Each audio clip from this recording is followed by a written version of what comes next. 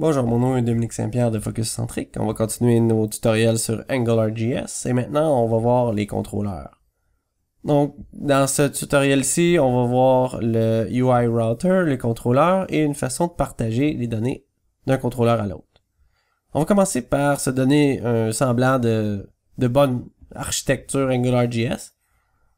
On va se créer un fichier app.js pour enlever le code qu'on avait mis dans notre index.html. Donc, tout au long de ce tutoriel-là, on va voir comment bien architecturer une application AngularJS. Donc, pour le moment, de déplacer ça dans un app.js va être suffisant. Donc, évidemment qu'il faut l'inclure dans notre fichier index.html. Donc, de cette façon, tout reste pareil. Notre ngController va être capable de continuer à fonctionner. Mais on a quand même déplacé notre fonctionnalité et ça va nous permettre de continuer avec ce tutoriel-ci en créant nos objets, donc nos contrôleurs et notre service dans ce fichier-là.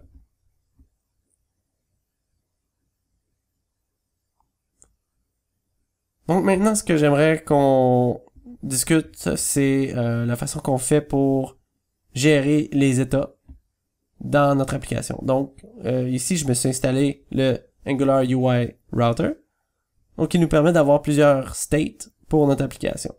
Donc un état peut être lié avec une adresse URL ou à l'intérieur d'une même URL, on peut avoir plusieurs états. Donc l'important de savoir ici, c'est que notre state a un contrôleur qui est lui attaché et un template. Donc ici, je vais venir donner en dépendance à notre application AngularJS le UI Router pour qu'on puisse l'utiliser.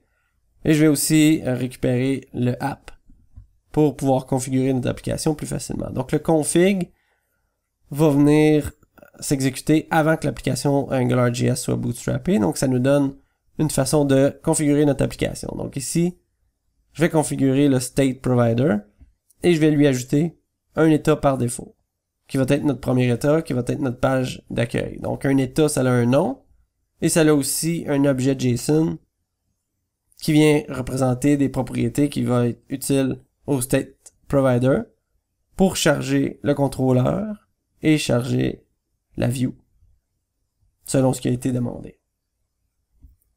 Donc ici, je viens lui dire que son URL, je vais lui donner son contrôleur qui est notre first controller et je vais lui dire que son template URL c'est views index.html. Donc de cette façon-là, le state provider va être capable de charger ce contrôleur-là et cette view-là. Là, je vais créer notre répertoire views avec notre index.html. Et ce que je vais faire, c'est simplement enlever ce code-là qu'on n'a pas besoin ici, vu que c'est une partial view. Je vais prendre le code qu'on avait avant dans notre index.html. Et je vais inclure un UI view pour que le UI Router vienne injecter notre template à cet endroit-là. Et on n'a plus besoin de notre ngController qui était sur le body.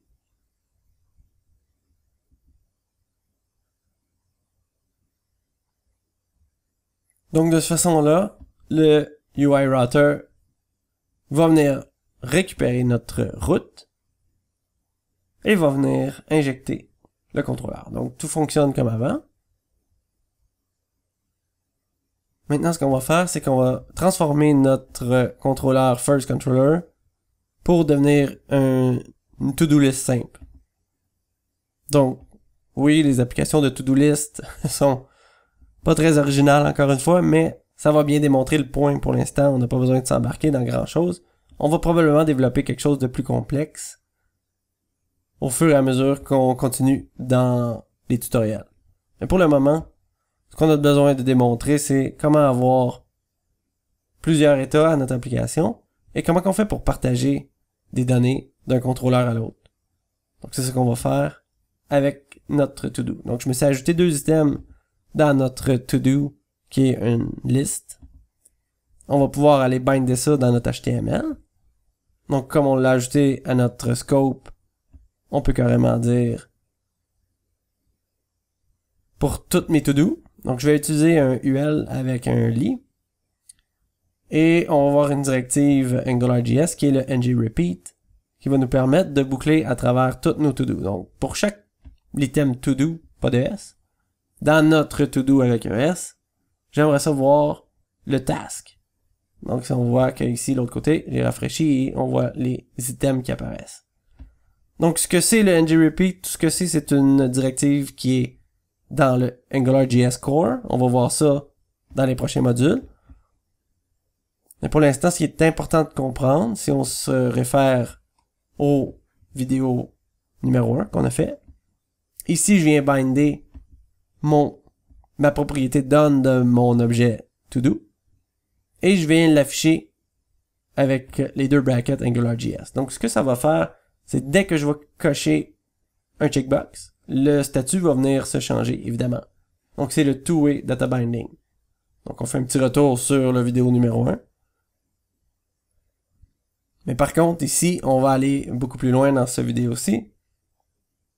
Puisque maintenant, on va ajouter des items à notre liste. Donc, oui, on pourrait facilement avoir un textbox dans cette fenêtre-là et un bouton carrément ajouté à notre liste de to-do. Mais je voulais vraiment démontrer l'utilité du UI Router et des états de notre application. Donc ici, ce que on fait, c'est avec le UI tradition sref, on vient référencer un état de notre application. Ici, l'état qu'on veut, c'est le add, qui n'existe pas encore, évidemment. Donc, on voit que AngularJS, il va nous dire que j'ai compris que tu voulais que je retourne, ou en fait que j'exécute l'état add, mais actuellement, j'ai pas ça.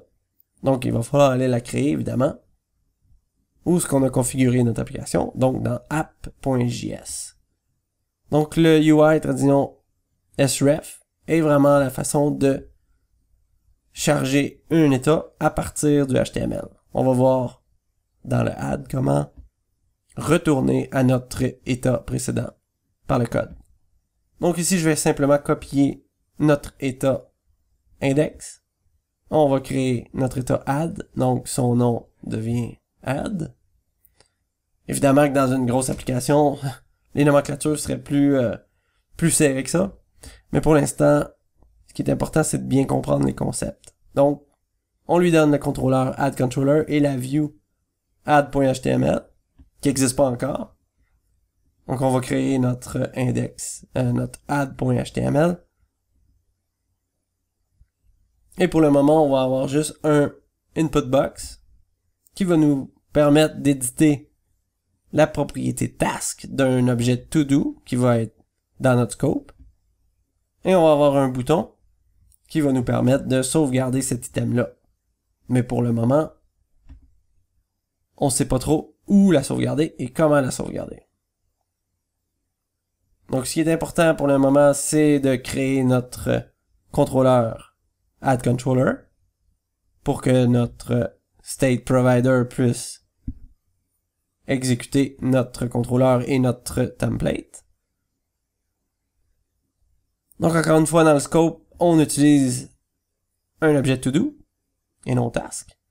Et notre objet to-do va avoir une propriété task qui va être éditée par le textbox, comme on se souvient.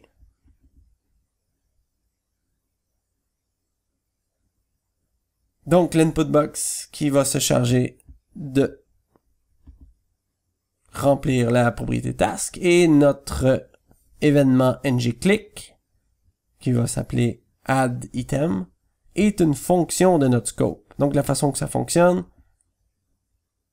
notre view est capable de communiquer avec notre contrôleur seulement par le scope. Donc, AngularJS fait le pont entre notre view et notre contrôleur, mais seulement par le scope. Donc, en ajoutant une fonction à notre scope, on est capable de l'appeler par notre bouton. Et maintenant, si on fait un state.go à notre index, on va retourner à notre index, notre état index. Donc maintenant, comment qu'on fait pour partager notre liste de to-do entre nos deux contrôleurs? On va utiliser un service. Donc ici, un service, c'est simplement une fonction qui agit un peu comme un constructeur, si on veut. Donc ici, je vais me déclarer une liste de to-do à l'intérieur de mon service. Et je vais en fait aller copier ce qu'on avait dans notre premier contrôleur. Et je vais juste remplacer scope par this. Donc this qui fait référence à notre service. Donc en ayant déclaré notre service comme ça, je suis capable de venir l'injecter dans notre contrôleur. Donc de la même façon que on demandait à AngularJS de nous donner le scope dans notre first controller et notre add controller, maintenant je vais lui dire ma liste de to-do, prends-la à partir du service. Et la même chose pour le add controller, qui lui va pouvoir maintenant venir ajouter l'item, le to-do directement, faire un push de son scope.todo. Donc, dans le first controller, la liste de to-do est égale à to-dos.todo. Ça fait beaucoup de to-dos, mais grosso modo, si je rentre un nouveau ici et que je clique, voilà, c'est ajouté. Maintenant, je peux le cocher, sa propriété done devient true, et si j'en ajoute un autre, il va s'ajouter. Donc le service est très intéressant pour communiquer entre nos contrôleurs. Et ici, on voit que le nouveau a gardé son done à true. Donc voilà comment on se sert des contrôleurs, le UI router et les services. Donc je vous invite à vous inscrire au channel pour être avisé des prochaines vidéos. Merci.